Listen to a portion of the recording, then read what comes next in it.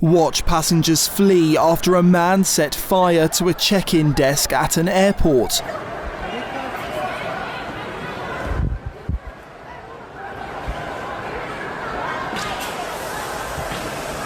The man, thought to be a Malian migrant, smashed check-in monitors and set fire to the bins in Terminal 1 at Malpensa Airport in Milan.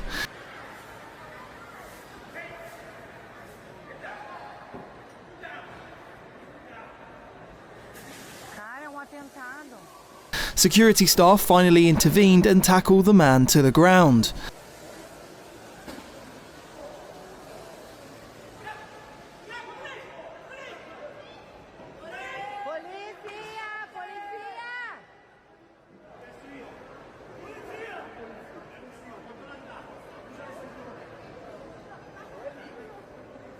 According to reports, the Malian migrant was unknown to police, with no prior criminal record. The airport said the situation was quickly brought under control after the arrest of the madman who set fire and destroyed some check-in counters. Due to the closure and evacuation of premises, there are possible delays and cancellations for departures. Panicked travellers waited outside the airport as the fire service fought the flames. Smoke could be seen lingering over the concourse after the fire had been extinguished. Italy has seen a sharp drop in illegal migration since Giorgia Meloni took power, intent on clamping down. Yet the flow has not completely stopped. 240,000 illegal migrants arrived in the EU last year, which is in fact a third lower than the year before. A quarter of these asylum seekers come via Italy. Meloni secured a deal with Albania to process arrivals there, a bit like the plan the Tories had to send migrants to Rwanda. But the European Court of Justice ruled it unlawful. An activist in response said it meant the state-of-the-art facilities couldn't be used. Protokolli Itali-Shqipëri tashmë nuk ka si bazë ligjore ku mund të mbështetet. Këtë e kanë thënë dhe gjykatat më përpara, por tashmë është diçka në nivel evropian dhe duhet të anullohet përfundimisht. GB News reported at the time countries around Europe are finding their ability to confront the migrant crisis hindered by the court. Keir Starmer is expected now to hold talks with Bosnia, Serbia and North Macedonia to set up potential return hubs there. But will it be yet more embarrassment for the Prime Minister? Well, joining me to discuss this in the studio is our political correspondent, Catherine Forster. Catherine, welcome to the studio. Has to be said, yesterday was an incredibly embarrassing moment. The former basketball pro, all 6'7" of him, made Sir Keir Starmer in every sense look like a political pygmy. This was his moment. To be on the stage to a big drum roll. We've got return hubs, tough Italian style, nothing of the kind. A total and utter slap in the face during the big moment. They're still there today. They're now moving on to these other countries. Can anything be salvaged from the situation for Sir Keir Starmer?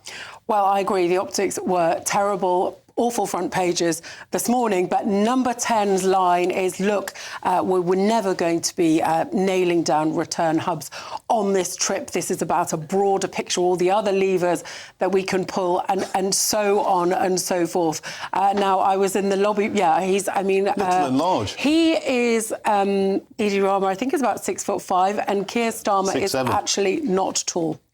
Not at all. That might explain why he likes hanging around with Emmanuel Macron Zelensky. Because, anyway, I digress. Back to the point. So, oh my goodness, that's totally distracted me. Yes, so anyway, I remember going to Rome with the Prime Minister back in September. He was very interested in what Giorgia Meloni was doing. Yes. Of course, Italy has got this agreement for processing centres with Albania. It's worth saying that even there, Italy has come unstuck too. That's right. Because of challenges in the courts. But certainly, we were asking at the lobby briefing at lunchtime, could you tell us some of the countries that you're talking to? They won't go there. They're talking to several. We gather in Eastern Europe and elsewhere. I think in fairness to the government, of course, like the previous government, you talk to lots of countries. It's only really when you've made significant progress that you're going to start. But Rwanda was ready to go, and they scrapped it on day one, and now they're looking around for what looks like a watered-down Rwanda, and they can't even get one. Well, it was, and I was interviewing yesterday, oh my goodness, my brain has gone. I've come out of the assistant dying debate. Lord Harper, yes, who was previously immigration minister, and I was asking him about Rwanda, and he was saying, look, he thinks that the government realised they'd made a terrible mistake. They spent £700 million. They spent 4 volunteers went. The PM, they immediately scrapped it, labelling it a gimmick. But the point was, the Tories had so many legal challenges. Yeah. They thought, Rishi Sunak told me, the flights would have been going. We will never know.